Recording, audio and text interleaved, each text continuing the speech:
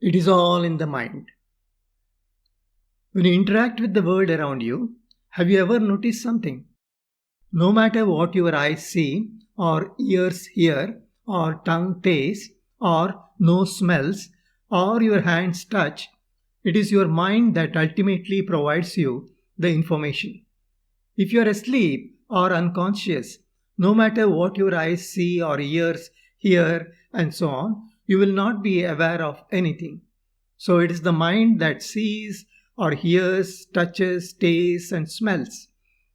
That being the case, how do you know that what you see or what you hear or what you touch, etc., actually exists out there? When you fall asleep and dream, you do see many things and go to many places. But do any of these things really exist? We all know that whatever we perceive during the dream exists only in our minds. Those things have no separate existence apart from our mind, because those are objects created by our mind. Is it possible that the things that we perceive when we are awake are also imagined by our minds and they don't really exist? Later Buddhists did exactly that. They said that whatever we see in the world is just the creation of our mind. There is no object outside that corresponds to what we see. It is all in our mind. What it means is that only the mind exists and all objects experienced by the mind are creations of the mind. These Buddhists are called Vijnanavadis. Vijnana means consciousness or mind. These philosophers argue for consciousness only or mind only idea. That is why they are called Vijnanavadis. According to them, what exists is a monist world where only the mind exists. Various objects that we perceive around us and even our own bodies don't really exist. Only their images exist in the mind. These people claim that even Buddha hinted at this monism, though he talked in terms of duality just for the sake of lay people. Is there a single mind or multiple of them? There has to be multiple of them since each has a different experience. But later Indian philosophers like Shankara ridiculed these Vijnanavadis. Shankara refuted the comparison of dream world and the one that we perceive when we are awake. He agreed that dream objects are creation of the mind, but these dream objects were based on memory of real objects perceived when we are awake. Or else, where did these memories come from?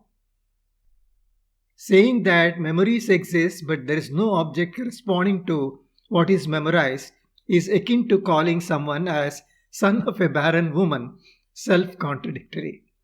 Shankara pokes fun at them. Shankara did not buy the Buddhist justification that these memories were developed over several rebirths and they were randomly generated by the mind to start with. They are not based on any real objects out there or its memory. If they were randomly generated, Shankara argued, then a human being should appear like a dog or monkey at different times. How is it that all human beings are perceived almost similar? That has to be a great coincidence.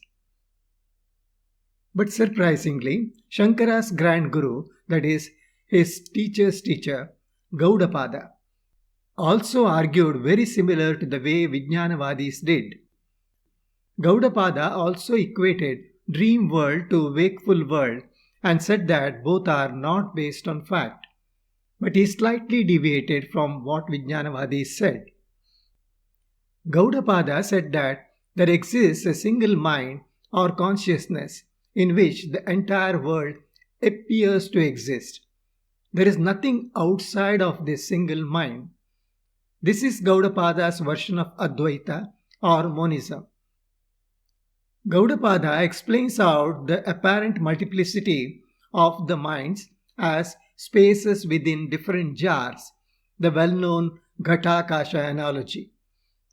The spaces in different jars appear to be different, but if you break the jars, all that remains is just a single space, which was always the truth. So also the multiplicity of minds, which is just an illusion. Gaudapada appears to correct the mistake done by the Vijnanavadis in understanding Buddha's words. Towards the end of his well-known work on Advaita, namely Mandukya Karika, Gaudapada is quoted as saying, "That is not what Buddha said. Naitad buddhena bhashitam." I suspect that this sentence should have been Etad buddhena bhashitam. This is what Buddha said. The prefix na seems to have been added later on to negate the meaning, to avoid Gaudapada being seen as a Buddha supporter. Otherwise, what was the need to bring Buddha suddenly into the picture? Interestingly, Gaudapada starts off his chapter by bowing down to Buddha. Sambuddha tam vande dvipadavaram. I salute to Buddha, who is the best among bipeds or men. So it seems certain that Gaudapada was trying to espouse the correct interpretation of what Buddha had said. Gaudapada uses one of the Upanishads, namely Mandukya Karika, to equate this single one and only mind to Turiya or Atma talked about in that Upanishad. Atma or Brahma is the word often used by the Upanishads to talk about the one reality behind all existence. This Brahma is defined as one from which this world emerged, one which sustains this world, and into which this world ultimately converges. Or in layman's language, it refers to God. Gaudapada goes on to explain why the world appears in this one and only mind. He gives the simile of the illusion created when a burning torch is rotated in a circular fashion. One sees a circle of fire when a torch is rotated that way. The circle of fire does not actually exist, but it appears to exist because of the motion of the torch. Similarly, when there are vibrations in this one and only mind, the world appears in it, though it does not really exist. Gaudapada's descendant Shankara refined this theory of Gaudapada and propounded his theory of Advaita or monism. The central theme of this theory is only God or Brahma exists. The world is just an appearance and is untrue. Brahma Satya Jagan Mithya. Shankara called this illusion as Maya, though there is no corresponding idea in the Upanishads. So ultimately, the conclusion of these philosophers is that only God or Brahma exists and everything else is false.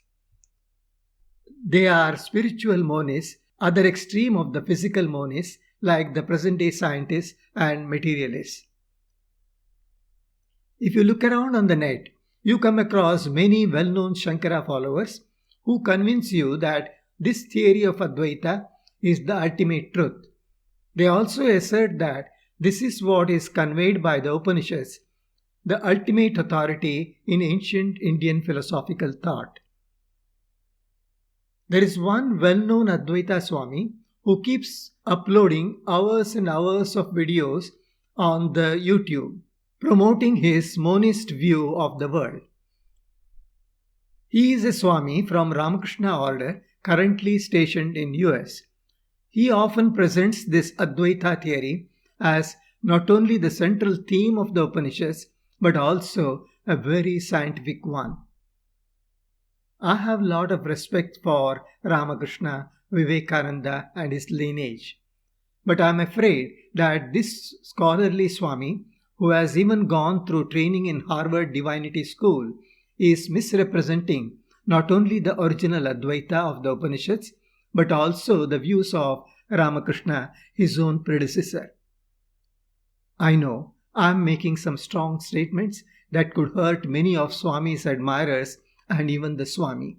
I have no intention to rake up any controversy, nor I wish to show any disrespect for this saintly person. Probably I need to give more clarification on this. That's what I intend to do in the next episode.